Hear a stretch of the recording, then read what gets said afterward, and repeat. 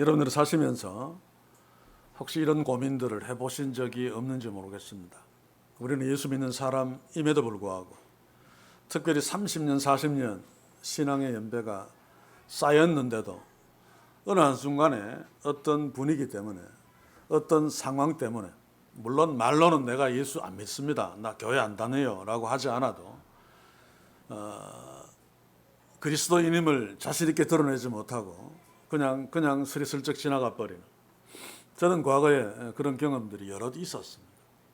지금은 물론 좀 덜합니다만, 이것이 무엇이겠습니까? 아직 믿음이 완숙하게 성숙되지 않았기 때문입니다. 어쩔 수 없는 인간의 한계입니다만, 그래서 우리는 주님 오시는 그날까지 계속 그리스도를 닮아가는 성장함에 노력해야 되죠. 이 땅에서 완성은 없습니다. 그렇다면 초신자는 어떻겠습니까? 예수 믿은 지 얼마 안 되는 사람, 대체로 이런 사람들을 설교할 때 예를 많이 들죠. 어떻게 과거에 살았는데 예수 믿고 새벽기도 한 번도 안 빠지고 11조 꼬박꼬박하고 얼마나 놀랍게 변했는지, 성령 충만하여. 그럴 수 있습니다. 그런 모습들은 칭찬받아 마땅하지만은, 그러나 그럼에도 불구하고 초미숙한 상태라는 사실을 우리가 간과하면 안 됩니다. 그래서 신앙생활 오래 한 사람들, 목회자들, 야, 저 권사님 뭐 별것 아닌 줄 알았는데 결정적인 순간에 이 굉장히 믿음이 좋아 보이는 젊은 집사님이나 이런 사람들과 다른 모습을 보면서, 야, 신앙의 경륜은 무시하지 못하겠다. 맞는 말이죠. 그럼에도 불구하고 3, 40년 예수 믿은 사람도 하나님 보시기에는 참으로 미숙하기 그지없습니다. 그런데 뭐 믿음 좋다고 잘난 척하고 폼 잡는 그런 사람들은 더욱 미숙하기 때문이겠죠. 그렇다면 조금 전에도 이야기했듯이 초신자들은 아무리 믿음이 좋은 것처럼 보여도, 믿음이 좋은 것처럼 보이는 것은 칭찬받아 마땅하지만 성숙해서 그런 것이 아니라는 사실을, 상당히 신앙적으로 미숙하다는 사실을 항상 염두에 둔다면 초신자들, 신앙이 미숙한 사람들을 실족치 아니하게 할 수 있는 그런 어떤 지혜가 될 수 있을 것입니다. 제가 오늘 말씀 서두에 이런 말을 하는 이유는 예루살렘 초대교회도 다르지 않다는 말입니다. 우리 한국교회에서는 예루살렘 초대교회를 교회가 본받아야 될 완성된 어떤 이상적인 모습으로 그리죠. 오늘 우리가 읽은 본문도 다 그렇게 설교하고 성경 공부하고 배웠을 것입니다만, 그러나 전혀 그렇지 않습니다. 성령 충만하면 사람이 한순간에 슈퍼맨이 되는 것이 아닙니다. 하나님의 일하심이 그렇지 않단 말입니다. 경우에 따라서 성령 충만해서 어떤 놀라운 기적을 행하게 하시기도 하시고, 놀라운 어떤 은사를 들어야게 하시기도 하십니다만, 그러나 인간을 한순간에 완전한 인간으로 만들어 놓지 않습니다. 베드로 한번 보십시오. 성령 충만해서 우리가 앞에 보았습니다만 그렇게 대단한 설교를 하고, 그랬어도 갈라디아서를 보시면 바울이 책망할 정도로 그때까지도 미숙했습니다. 이게 어쩔 수 없는 우리 인생의 모습입니다. 그래서 오늘 본문을 통해서 초대교회가 얼마나 미숙했는가를 주목하기를 원합니다. 지금까지 선입견을 다 버리고, 그러므로 초대교회의 미숙함이 눈에 들어오면, 그럼에도 불구하고 그 초대교회를 붙드시고 역사하신 전능하신 하나님이 더 선명하게 우리에게 보여질 수 있습니다. 야, 초대교회가 정말로 성숙하고 이상적이고 아름답고 이러면 하나님이 보이지 않습니다. 지금까지 실수했던, 잘못 이해했던 본문들을 함께 바르게 좀 짚으면서, 시간이 그렇게 많지 않기 때문에 대강 볼 수밖에 없지만 나중에 누가복음을 끝내고 사도행전을 이어서 시작할 적에는 좀 더 바르게 보기를 원합니다만, 제가 지금까지 2장 42절을 가지고 5번에 걸쳐서 설교를 했습니다. 4장 24절은 초대교회의 원론적인 모습이죠. 이것은 잘 해석하고 이해해서 이 시대의 교회에도 그대로 적용해야 되는 내용들입니다. 저희가 사도들의 가르침을 받아서 하나님의 말씀이 가장 중요한 기본이 되죠. 교과서입니다. 그리고 그 말씀에 따라 서로 교제하고 떡을 떼며 예배하며 떡을 떼는 교제를 하며 기도하기를 전혀 힘쓰는 것. 참 아름다운 모습인데, 그런데 43절부터는 이 42절이 교회의 아주 모범적인 원론적인 모습이라면 43절 이하는 초대교회의 실제적인 모습을 기록하고 있죠. 연약하기 그지없는. 제가 여기에서 연약하기 그지없는 그러면 아마 성경을 좀 많이 아는 사람들은 이상하게 어색하게 잘 받아들여지지 않을지도 모르겠습니다만, 우리가 오늘 읽은 이 43절에서 47절까지는 초대교회의 어두운 모습입니다. 당연하죠, 그렇죠? 근데 우리가 알아야 될 것은 새신자들이 또 30, 40년 믿은 사람들이 어디 가서 굉장히 미숙한 모습을 보이는 것, 그게 틀린 것이 아니죠. 물론 당연한 것은 아닙니다만 연약한 모습임에 불과합니다. 그 내가 연약하다는 것을 깨닫고 성숙계로 나아가면 되죠. 도전받으면 됩니다. 초대교회 이런 모습도 틀렸다라고 단정 지으면 안 됩니다. 그래서 신학자들은 과도기에 어쩔 수 없는 모습이다. 제대로 된 신학자는 바로 보는 거죠. 그러나 대부분 이 본문을 굉장히 이상적으로 살핍니다. 특히 유무상통. 제가 설교하면 중간중간에 얘기를 했었죠. 재산을 다 내놓고 함께 나누는 이 유무상통이 초대교회의 가장 아름다운 사랑의 모습이라면 서신서마다 바울이나 베드로에 의해서 강조되어져야 됩니다. 그리고 오늘 이 시대의 세상은 다 이기적으로 지사는 갖고 있지만 이 초대교회의 가장 아름다운 모습은 교회가 지켜야 되죠.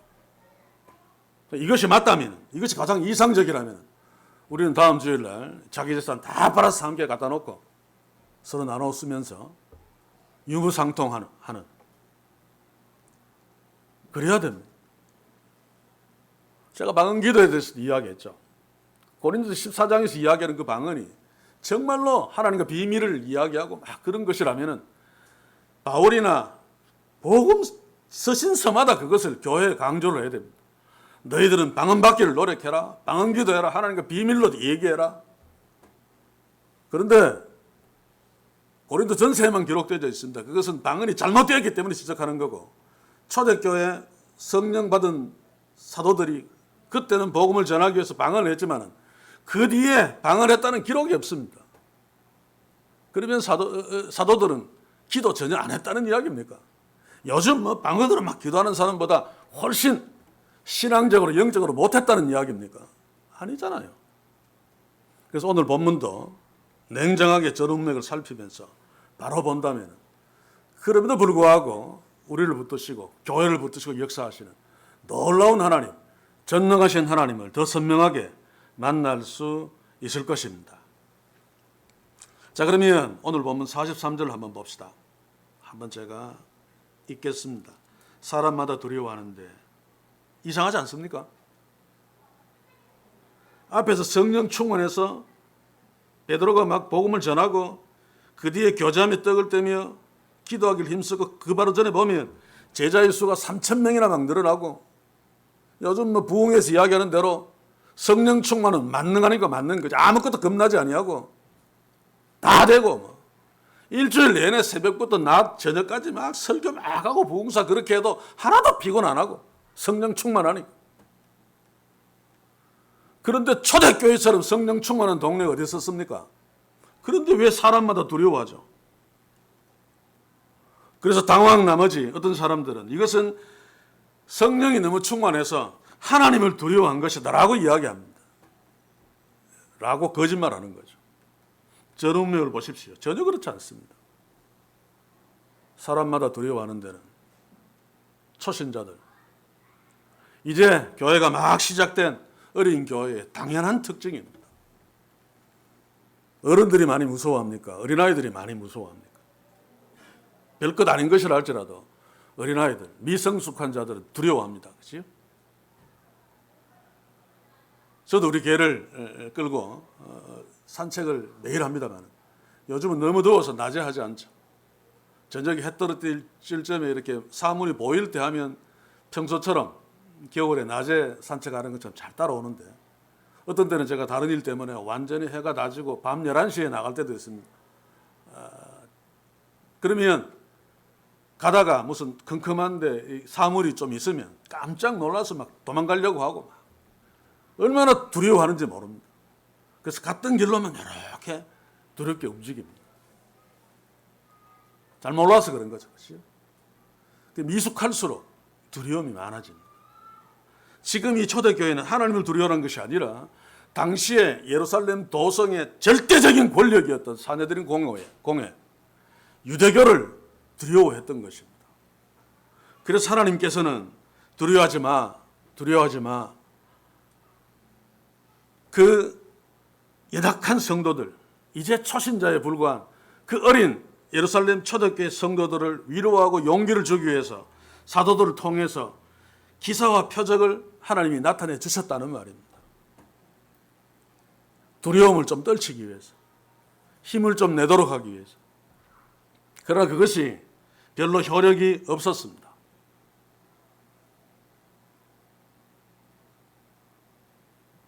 사랑하는 성도 여러분, 이것은 하나님이 하셨기 때문에 비판할 수 없습니다만 오늘 이 시대도 보면 교회 안에서 막 기적 이야기하고 막 기적 일으키는 막 넘어뜨리고 하고 막 이런 모습들 정말 사악한 영들의 어떤 역사입니다만 그러나 긍정적인 시각으로 보면 굉장히 불쌍한 모습이죠. 세상이 너무 두려워서 자기들끼리 위로받으려고 하는 겁니다. 우리 하나님이 이렇게 세, 우리 하나님이 이렇게 세 하면서 스스로 자위하는 거죠. 그러나 초대교회에서는 하나님께서 세상을 두려워하고 있는, 유대교를 두려워하고 있는 그들에게 하나님의 살아계심을 가장 쉽게 보여줄 수 있는 것이 표적과 기사입니다. 그렇죠? 좋은 방법은 아닙니다만 우리가 여기서 놓치지 말아야 될 것이 초대교회가 두려워했던 유대교, 그거 무시할 수 없습니다. 굉장히 무서운 존재입니다. 물론 그때도 총독이 있었기 때문에 로마 제국도 두려운 존재였지만 그러나 로마 제국은 아직까지는 아니었습니다. 그러나 예수님을 죽여버린 유대교는 예수 공동체로서는 굉장한 두려움의 대상이 될 수밖에 없죠. 그들은 성전을 거부하고 공격했던 예수 그리스도를 잔인하게 죽여버렸습니다. 그것도 로마의 권력을 빌어서 인간이 고안해낸 사형 방법 중에 가장 잔인한 방법인 십자가에 매달아 예수를 죽였습니다. 또 한참 뒤에 스데반에게 가면 스데반도 사내들인 공회 앞에서 예루살렘 성전을 공격했죠. 돌에 맞아 잔인하게 죽임을 당했습니다. 자, 그런데 초대교회는 누구를 믿든 누구를 예배하는 종교입니까? 성전을 거부하고 성전의 멸망을 예언했던, 그래서 예루살렘 성전을 중심한 사내린 공회가 잔인하게 죽여버린 그 예수 그리스도, 그 예수 그리스도가 부활했다, 승천했다, 하나님이 보내주신 하나님의 아들이다, 메시아다, 우리는 이 예수 그리스도를 믿는다 라고 신앙 고백하는 것이 초대교회 성도들의 신앙 고백이죠. 이것을 공개적으로 막 그랬다면은 유대교가, 사내들인 공회가 예루살렘 공동체, 예루살렘 도성 안에 있는 초대교회를 가만두었겠습니까? 예수님 죽이듯이 아마 작살냈을 것입니다. 유대교의 대제사장 그룹인 종교의 실세들, 그들은 예루살렘 성전이 자기의 터전입니다. 거기에 하나님이 있다 그러면서 막 거룩한 척하지만 자기의 돈줄이죠, 돈줄. 세계 각국에서 11조가 들어옵니다. 그래서 그 동네가 예루살렘, 이스라엘에서는 현찰이 가장 많은 곳입니다. 그래서 돈놀이도 가장 많이 합니다.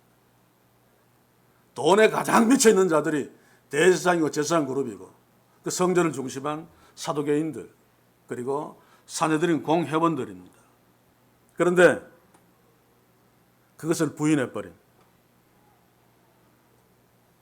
예수를 이 사내들인 공회원들 중 사두개인 제사장들은 부활 교리 자체를 믿지 않죠. 그런데 자기들이 하나님을 참남케 했다라고 해서 아주 당당하게 하나님을 위해서 죽여버린 예수가 하나님이 다시 살리셨다. 그리고 그분은 하나님의 아들이다. 지금 하나님이 우편에 앉아 계신다. 우리가 그를 메시아로 믿는다. 구원자로 믿는다. 라고 예배하면서 막 나가서 막 복음을 계속 전했다면 예루살렘 공동체, 예루살렘 도성 안에 있는 초대교회는 살아남지 못했을 것입니다. 그러지 않았습니다. 사도행전 계속 보시면 4장에 가서 4장 1절에서 3절을 제가 한번 읽어볼게요. 사도들이 백성에게 말할 때에 제사장들과 성전 맡은 자와 사두개인들이 이르러 백성을 가르침과 예수를 들어 죽은 자 가운데서 부활하는 도전함을 싫어하여 저희를 잡음에 이미 저문고로 이튿날까지 가두었으나 이때부터 유대교의 핍박이 본격적으로 시작되어지죠. 3장이 과도기입니다. 여기서 나중에 설명하겠는데 3장에서도 성전에 기도하러 올라가죠. 제가 이야기했습니다만 유대교도 인척하기 위해서입니다. 그러나 안진뱅이에 의해서 나사렛 예수 그리스도가 안진뱅이를 통해서 성전으로 기도하러 가서 막아버립니다. 그 뒤에 베드로는 솔로몬 행각에 가서 복음을 전하죠. 솔로몬 행각은 성전이라고 볼 수 없어요. 성전 외곽 이방인들이 있는 여인의 뜰 바깥에 있는 거죠. 그때부터 초대교회 성도들이 사도들을 중심으로 비로소 복음을 전하기 시작합니다. 그래서 4장에 와서 이제 핍박이 시작되어지죠. 그런데 오늘 우리가 읽은 43절에서 47절까지 눈씩 한번 보십시오. 초대교회에서 예수님의 명령 중에 가장 중요한 명령이 뭡니까? 예루살렘과 유대와 지금 예루살렘 안에 있는데 예루살렘 밖으로 나가야 됩니다. 유대와 사마리아와 땅끝까지 이르러 내 증인이 되라. 복음 전해라고 이야기했는데 복음 안 전하고 있잖아요. 보십시오. 왜입니까? 사람마다 두려워하는데 유대교가 두려워서 그렇습니다.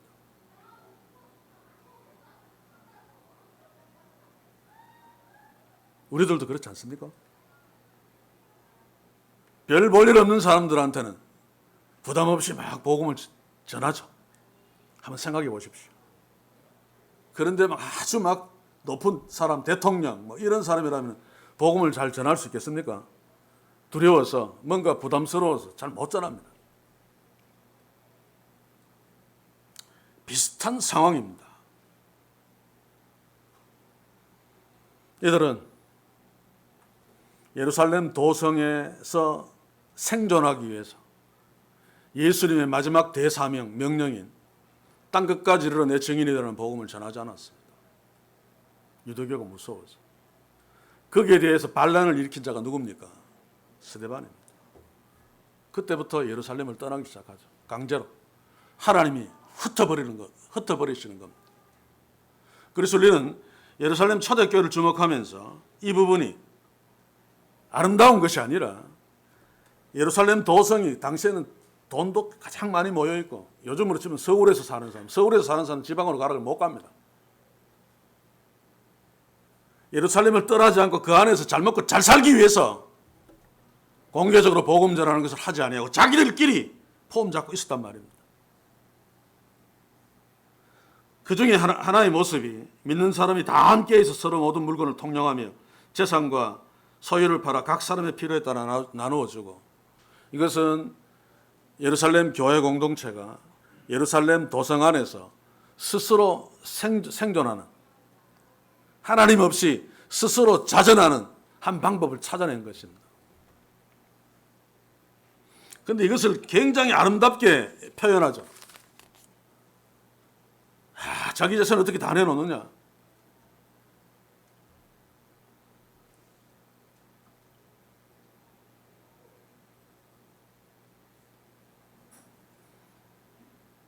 자, 이건 좀 뒤에 설명하기로 하고 46절을 먼저 보십시오.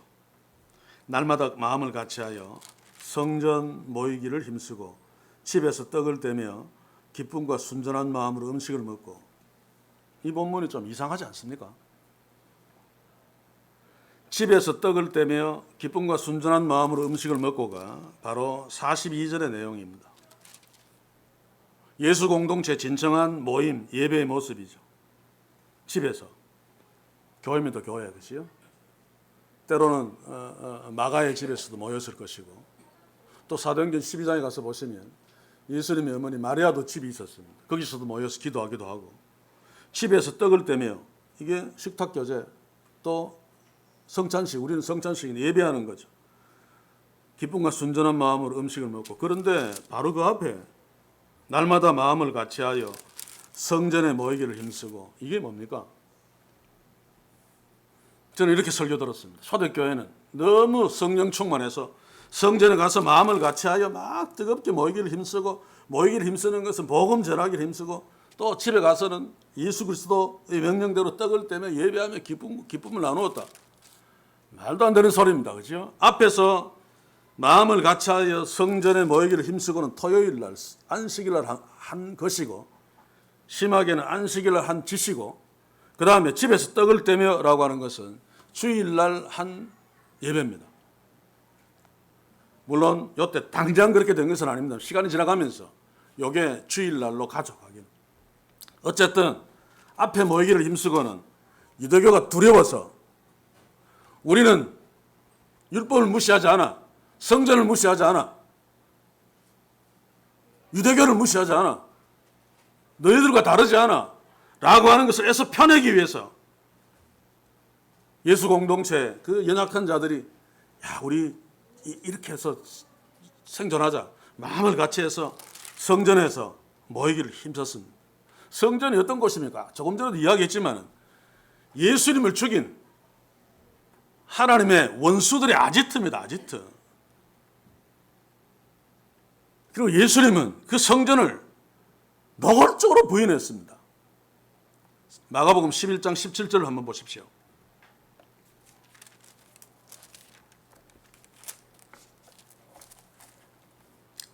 기록된 바 내 집은 만민의 기도하는 집이라 칭함을 받으리라 하지 아니하였느냐. 너희는 유대 당국자들입니다. 강도의 굴려를 만들었도다. 이미 예루살렘 성전은 강도의 굴려이 된 지 오래입니다.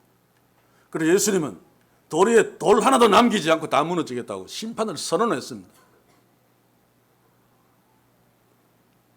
그리고 사마리아 여인에게 여기서도 아니고 저기서도 아니고 너희가 예배할 때가 오나니 예루살렘에서도 아니다. 예루살렘 예배를 부인했습니다. 간접적으로. 그런데 예수를 하나님으로 섬기고 예수의 이름으로 모여서 예배하고 기도하는 이 초대교회 공동체가 예수님을 죽여버리고 예수님을 메시아로 인정하지 않는 사악한 무리들의 본산지인 성전에 가서 모이기를 힘쓰는 이유가 뭡니까? 이게 성령 충만한 모습이라고요? 천만의 말씀입니다. 어쩔 수 없이 예루살렘에서 살아남기 위한 이중적인 모습이죠. 초대교회의 어두운 그림자, 살아남기 위한 가면입니다. 가면. 우리로 친다면은 믿음이 연약한 자가 교회에서는 참 신앙생활, 찬송도 열심히, 그게 나쁘다는 뜻이 아닙니다. 칭찬받아야 됩니다. 그런데 아직 연약하기 때문에 학교 가거나 회사에 가면 예수 안 믿는 척하는 거예요. 딴 사람하고 똑같이 밥 먹을 때 기도 안 하고 뭐 웃기는 얘기가 있죠. 그래도 기도는 해야 되겠고 그래서 뭐 창살 기도한다고 이래가지고 뭐 기도한다나 뭐 다르지 않는 연약한 모습입니다. 그런데 이것을 바르게 이해할 필요가 있습니다. 그러지 않으면 따르지 말아야 될 초대교회의 어떤 모습들, 모범을 삼지 말아야 될 것을 모범 삼아가지고, 그러니 지금도 교단 건물 지으면서 성전이라고 하잖아요. 성전 건축. 제가 이야기했죠. 그것은 모르고 하는 거기 때문에, 무식하기 때문에 그냥 봐줄 수 있지만, 그러나 알고 한다면 성전 건축이라는 용어는 예수님을 부인하는 겁니다. 예수님 부인. 십자가로 말미암아 성전은 사라졌죠. 성전은 모형인데 예수님이 오심으로 실체가 오셨기 때문에 그림자인 모형은 아무 소용이 없습니다. 그런데 지금 예배당 건물을 성전 건축이라고 하면 그림자인 성전을 무너뜨리고 오신 실체인 예수님을 인정하지 않는다는 뜻입니다. 굉장히 무서운 말입니다. 그대로 답습하고 있잖아요. 성전에 모이기를 힘쓰고 성전에서 기도 열심히 했다. 그래서 기도도 예배당에 모여서 기도하는 것을 더 쳐줍니다. 그죠? 하나님이 조금 이상합니까? 예배당 건물, 성전 건물에서 기도하면 잘 들어주고 다른 데서 기도하면 잘 안 듣고, 이게 다 잘못 이해한 데서 온 잘못 적용한 것들이죠.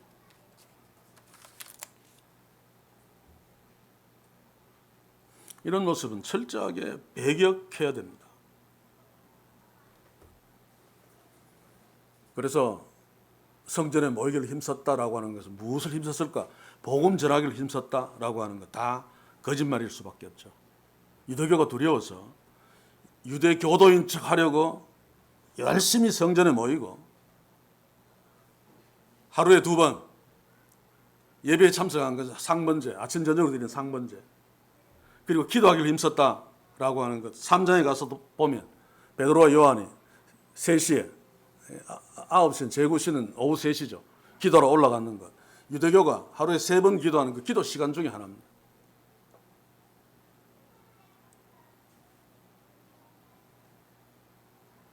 자기의 하나님, 자기가 섬기는 메시아 예수 그리스도를 죽인 그 유대교는 예수 없다죠. 그죠? 야훼 하나님밖에 없다. 예수는 사기꾼이고 예수는 이단이고 예수는 하나님의 아들이 아니다 라고 하는 것이 유대교입니다. 유대교.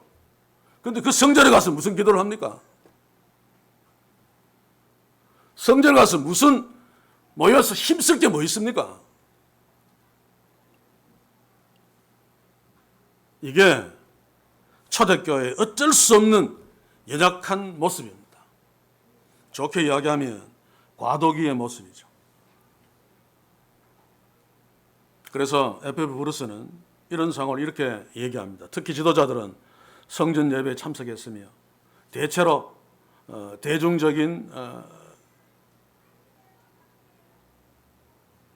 지지를 얻고 있는 엄격한 유대인처럼 행동했다.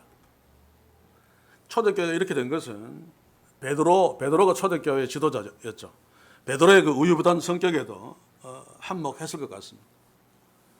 베드로는 한참 뒤에 갈라디아에 가서도 바울과 함께 있다가 처음에는 이방인들과 함께 돼지고기도 먹었겠죠. 막 그러다가 예루살렘에서 유대인 그리스도인들이 온다 그러니까 다 차버리고 아닌 척하고, 그러니 예루살렘 교회에서 지도자 노릇을 하면서 유대교를 얼마나 겁냈겠습니까? 그래서 유대교에 매일매일 아침에 유대교 시간에 요한 데리고 성전에 기도하러 올라가고, 기도하러 올라가서 무슨 기도를 했을까요? 그냥 기도하는 척 했겠죠. 다른 유대인들 눈에 보이도록.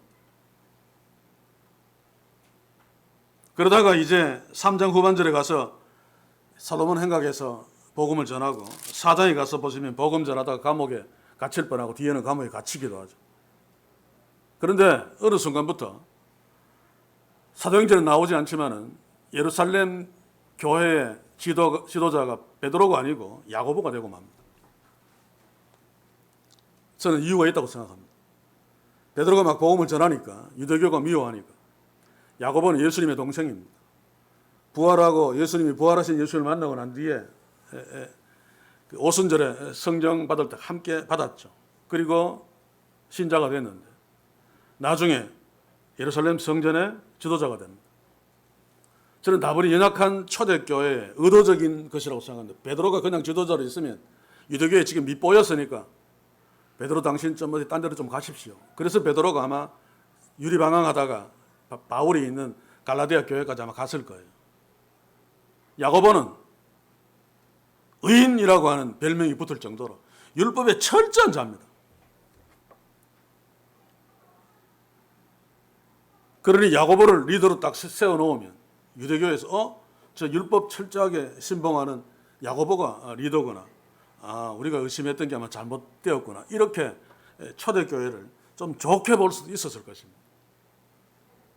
당시에 야고보는 예수님의 동생이지만 야고보 말고 사도들, 다른 사도들 있잖아요. 야고보는 사도도 아닙니다. 그죠? 예수님의 친동생일 뿐이지.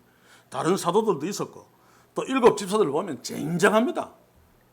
그런데 베드로가 밀려나고 예수님의 동생인 야고보가 리더가 된 것은 물론 배후에 하나님의 그 세심하신 뜻이 있습니다만 겉으로 보면 유대교에 잘 보이려고 하는 초대교회의 연약한 어두운 그림자임에 틀림없습니다.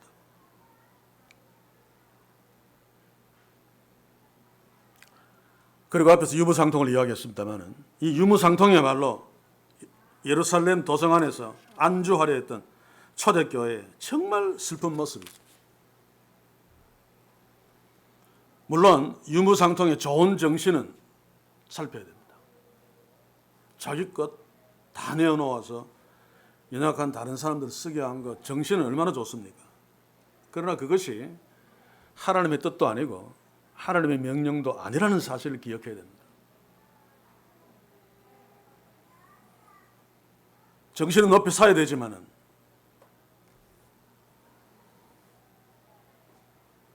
하나님의 뜻이 아닙니다. 자, 나중에 42절에 가시면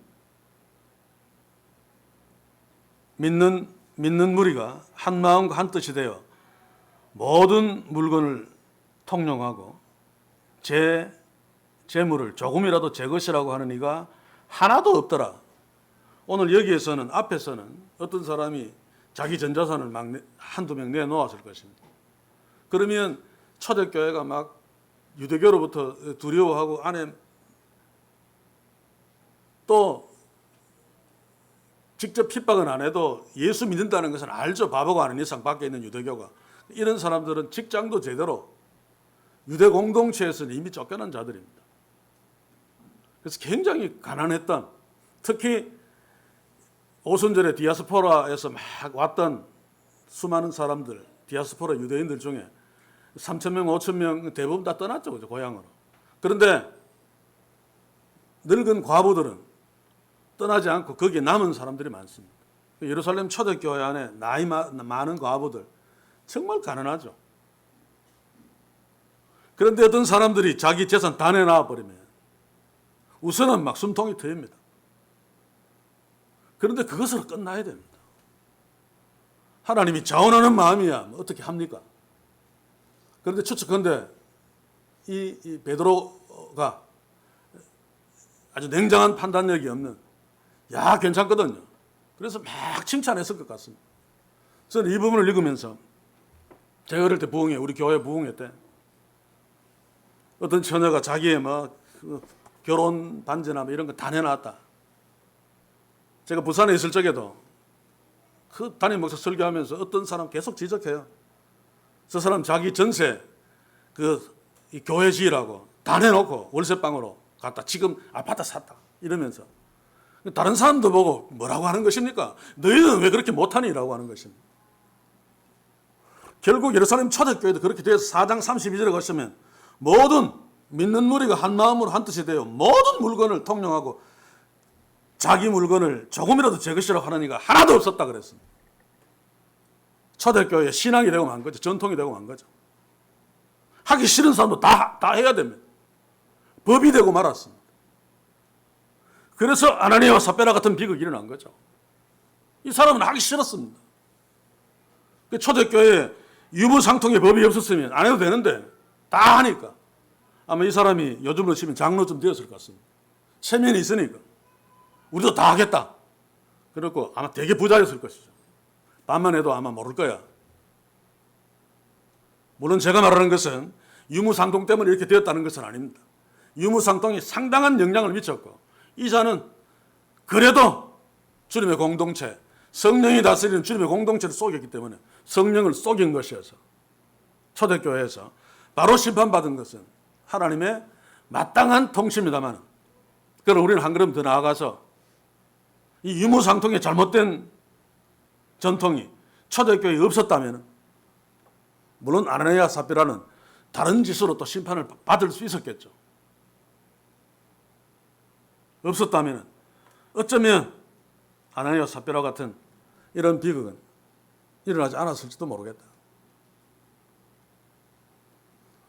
공산주의가 왜 망했습니까? 하나님을 대적했어요? 물론 맞습니다. 그런데 공산주의가 바로 이것을 택했기 때문에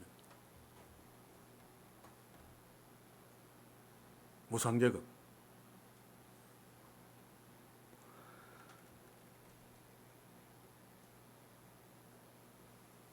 옛날에 권영기라는 사람이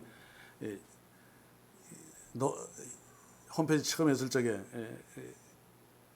인사를 하면서 나한테 개인적으로 네가 지금 공산주의를 하고 있느냐 설교를 좀 들었던 말이에요. 계급 투쟁은 해야 됩니다. 이것은 성경이네, 성경. 하나님 앞에서 모든 자들은 동일한 계급입니다. 평등합니다. 그러나 무산 계급은 아닙니다. 하나님은 인간에게 소유하고 싶은 욕망을 주셨습니다. 사유재산을 인정해 주셨단 말입니다. 아브라함에게도 사유재산을 소유하도록 인정해 주셨고, 초대교회 당시에도 사도행전 12장에 가서 보시면 예수님의 어머니도 자기 집을 갖고 있었습니다. 이게 하나님이 아담과 하와를 창조하실 적에, 인간을 창조하실 적에 아주 아름다운 본능으로 주신 것입니다. 소유욕. 하나님이 주신 소유욕에서 지나치게 오버해 나가는 것이 바로 욕심이고 범죄죠. 그런데 초대교회는 이런 소유욕을 깡그리 무시하고 다 내놓고 그냥 공통해서 쓰니까 어떤 일이 일어납니까? 결국은 일 안 하게 되어 있습니다. 공산주의가 망한 이유가 일 안 하기 때문이죠. 그래서 러시아나 중국에서는 부분적인 사유재산을 인정해 줍니다. 그러니까 돌아가니까. 그래야 돌아가니까. 오직 이북만 그게 안 되죠. 이북도 사유재산을 부분적으로 아주 작게 인정한답니다. 그래서 시장이 형성되고 하잖아요. 그런데 여기는 그런 게 전혀 없습니다. 다 한 통에 넣어놓고 쓰니까 그러다 보면 인간은 어쩔 수 없이 연약한 존재들이기 때문에 점점 일 안 하기 시작합니다. 그러면 예루살렘 교회 공동체는 점점 가난해지는 거죠. 이게 지금 공산주의가 경제적으로 약하게 되는 것과 같은 것입니다. 그래서 일하지 않은 자는 먹게 하지도 마라 라고 하는 것이 여기에 적용될지도 모릅니다. 바로 이것 때문에 바울이 얼마나 고생했습니까? 물론 여기에도 합력하여 성을 이루신 하나님의 뜻이 있습니다. 바울이 열심히 선교하면서 연보 좀 해라. 예루살렘 교회 지금 죽어간다. 연보 막 모으는. 바울의 적들은 저 새끼는 돈밖에 몰라라고 해서 많은 사람들에게 미움을 받았어. 어디 가서 설교하기만 하면 연보해라고 돈 이야기를 하니까. 예루살렘 교회가 죽으면 안 되잖아요. 그런데 만약에 예루살렘 교회를 돕는 일이 바울에게 그 부담이 없었다면 아마 성격 훨씬 잘했을 것입니다. 그런데 그 부담, 그러나 그것이 나중에 보니까 이방인들에게 돈을 거두어서 예루살렘에 갖다 주면 예루살렘이 워낙 어려우니까 안 받을 수 없습니다. 받으면 이방인들 다 형제가 되는 거죠. 형제가 되게 하는 중요한 역할을 합니다. 그래서 하나님은 참 놀라운 계획들을 갖고 계시는구나 라고 인정합니다만, 그러나 그럼에도 불구하고 예루살렘에 요세푸스 책이나 역사를 보면 굉장히 큰 흉년이 들죠. 사도행전에서도 예언하는 자가 있습니다만, 그런데 연속 2번 듭니다. 그러면 굉장히 힘들어질 수밖에 없는데, 그러나 기록에 보면 예루살렘 도성에 있는 다른 어떤 공동체들은 그렇게 피폐하지 않았습니다. 유독 예루살렘 교회만 왕창 내려앉았습니다. 왜냐하면 경제력이 없기 때문에, 유무상통이 없기 때문에, 아무도 일하지 않기 때문에. 그래서 바울이 그렇게 고생하면서 연바라 연바라 라고 해서 예루살렘 교회를 도울 수밖에 없었죠. 그런 일들로 하나님은 이방인 교회와 예루살렘 교회를 하나 되게 만드셨습니다만, 자, 그러면 하나님의 경제 원리는 무엇일까요? 10분의 1의 원리입니다. 인간의 소유욕 하나님이 주시고, 최소한 그 소유욕, 이기심을 이길 수 있는 최소한의 단위가 10분의 1. 그것도 못 이기기도 합니다만, 이것만 되면 다 됩니다, 사실.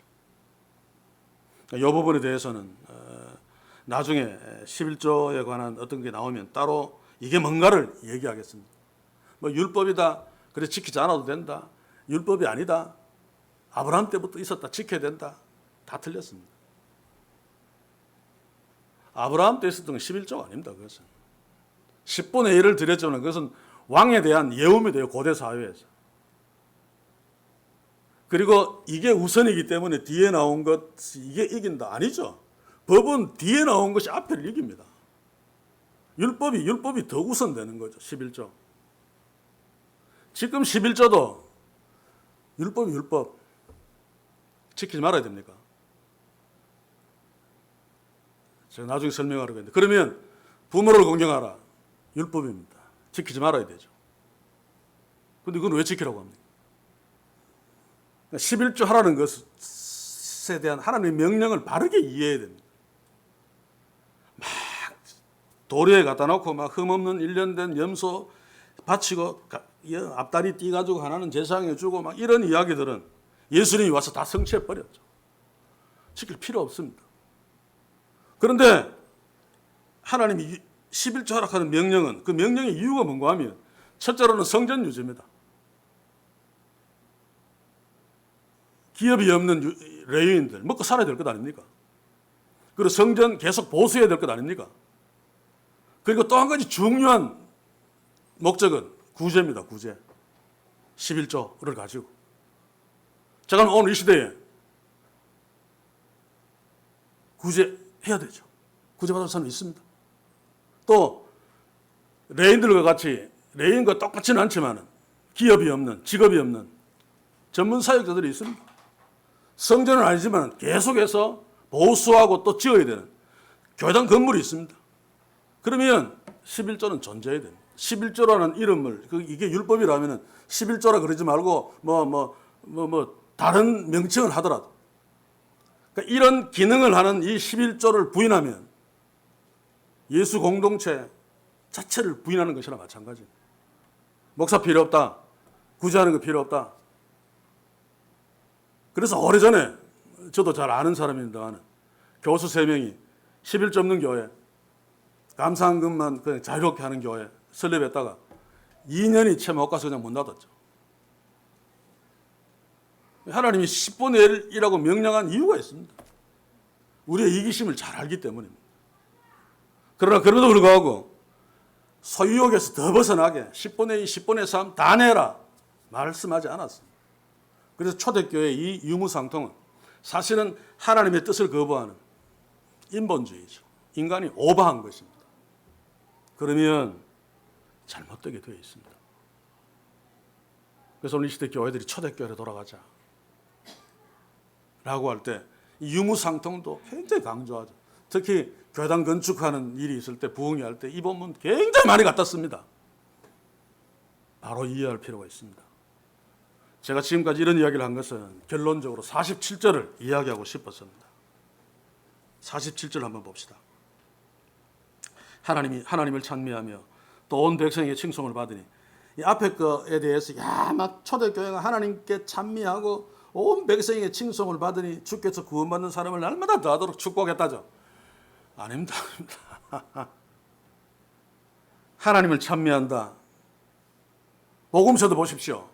예수님이 기적을 행하고 나면, 문둥병을 낫게 하고 죽은 자를 살리면 예수님이 하나님이신 것을 드러내는데, 이들은 이 나사렛 예수를 인정하기 싫으니까 자기들끼리 그냥 하나님을 찬미하고, 그 찬미도 그 찬미예요. 그리고 온 백성들에게 칭송을 받으니, 온 백성이 누굽니까? 예루살렘 도성 안에 있는 온 유대교도들입니다.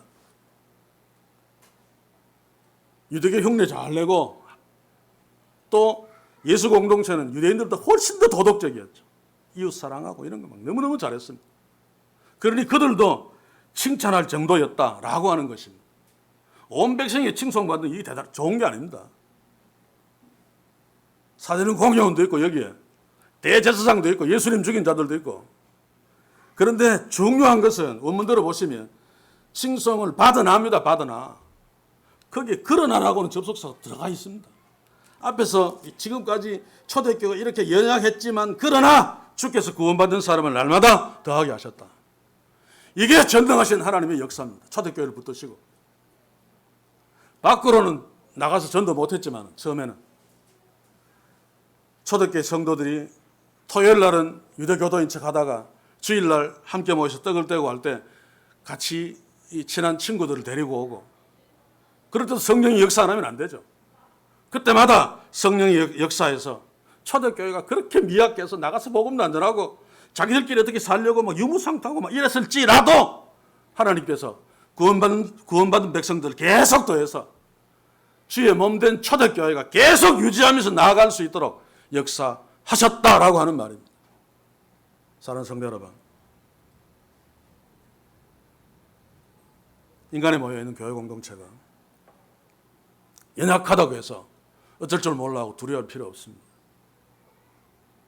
물론 그것을 그대로 방치하자는 이야기는 아닙니다. 성경이 말하는 대로 성장해 나가야 되겠죠. 그러나 연약함에도 불구하고 전능자 하나님, 교회를 세우신 하나님은 역사하십니다. 그런데도 오늘 이 시대 교회들은 어떻든지 교회를 불리고 싶어서 하나님의 역사는 보지 않고 뭐 하자 초대교회로 돌아가자, 유무상통 헌금 좀 많이 해라, 열심히 성전에 모여서 기도해라. 왜 너희들은 성전에 안 모이니? 금요기도에 왜 안 모이니? 새벽기도 왜 안 나오니? 그러면서 인간의 힘으로 뭔가를 하려고 성경 본문들을 계속 갖다 대죠. 그것 때문에 초대교회로 돌아가자라고 합니다. 초대교회로 돌아가면 안 됩니다. 성령의 역사심에 따라 계속해서 주님의 재림대로 나아가야 되죠. 초대교회의 연약함은 버리고 초대교회의 장점들은 살려서 더욱더 성숙해서 재림하는 예수님을 맞이할 신부로 계속 앞으로 나아가야 됩니다. 돌아가는 것이 아니고. 우리 교회 공동체도 저 여러분들 개인적으로도 연약함이 있다는 사실을 인정하고 그 연약함을 극복하면서 계속해서 앞으로 주님 오시는 그날까지 부끄러움 없이 주님을 맞을 수 있도록 나아가는, 우리 힘으로는 되지 않습니다. 그러나 날마다 구원받는 사람을 더하게 하시더라. 이렇게 했지만은 그러나 하나님께서는 역사하셔서 우리로 하여금 복음을 전하는 전사로 사용하시고 우리로 하여금 궁극적으로 예수님이 재림하실 적에 그 예수님을 기쁨으로 맞이하는 순전한 신부로 세워 주실 것입니다. 오늘 본문에서 연약한 초대교회 모습을 보면서 이게 대단하다라고 하는 것을 지워버리시고, 그럼에도 불구하고 우리 하나님, 전능하신 하나님은 연약한 교회를 붙드시고 일하신다, 역사하신다. 그러면 우리는 낙심할 필요 없습니다. 두려워할 필요 없습니다. 절망할 필요 없습니다. 하나님께서 우리 교회 공동체와 우리도 반드시 승리케 하실 것입니다. 여러분들을 통해서. 이 사실을 가슴에 새기면서 기도할 때마다 주여, 우리가 연약한 현실을 보고 인정하는 겸손을 주시고, 그럼에도 불구하고 전능하신 하나님 우리를 붙드시고 놀라운 일들을 하실 것을 믿고 성령의 인도하심을 따라가는 믿음의 성도들로 삼아 주옵소서. 믿음의 교회로 삼아 주옵소서. 기도하며 나아갑시다. 주께서 축복하실 것입니다. 기도합시다. 주여, 오늘 초대교회의 연약한 모습을 보았습니다. 참 우리의 선입견을 바로잡기가 그렇게 쉽지 않습니다만 성령에 도와주옵소서. 그러므로 이상적으로 미화시키지 아니하고 연약함을 그대로 보고 그대로 받아들이므로, 그럼에도 전능자 하나님의 역사하심을 보고 믿고 붙들게 하셔서 오늘 이 시대 우리들도 초대 교회를 붙드시고 역사하신, 그러므로 로마 제국을 정복하신 그 하나님을 앞세우고 믿음으로 나아가게 하옵소서. 예수님의 이름으로 기도하옵나이다. 아멘.